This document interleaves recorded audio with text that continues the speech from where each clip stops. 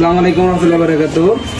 আজকে আমাদের হেমায়তপুর স্টুডেন্টদের উদ্যোগে এবং জনসাধারণের উদ্যোগে আমরা বর্তমানে বাংলাদেশের ফেনী, তারপরে কুমিল্লা এবং পার্শ্ববর্তী এলাকা নোয়াখালীর বিভিন্নভাবে দেখতে পাচ্ছি বন্যায় বিভিন্নভাবে ভয়াবহভাবে ক্ষতিগ্রস্ত হচ্ছে এবং এই সময় উচিত দেশের প্রতিটি মানুষকে দেশের মানুষের পাশে দাঁড়ানোর। সেই উদ্যোগে আজকে আমরা হেমায়তপুর থেকে জনসাধারণের কাছ থেকে এবং আমাদের নিজেদের অর্থায়নে আমরা একটি ফান্ড কালেকশন করি।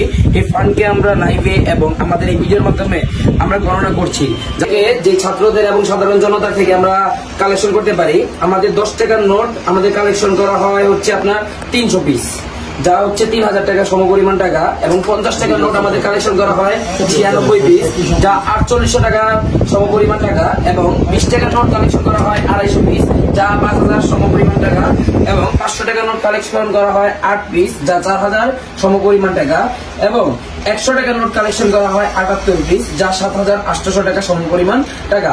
এই নিয়ে আজকে আমাদের মোট কালেকশন হয়ে দাঁড়িয়েছে কত? 24,600 টাকা।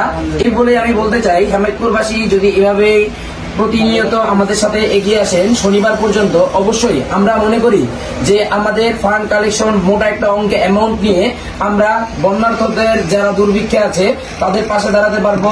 অবশ্যই তাদের জন্য আমরা শুকনো খাবার এবং বিভিন্ন ধরনের আর্থিক সহায়তা দিয়ে এবং পুনর্বাসন এর ব্যবস্থা করতে পারবো।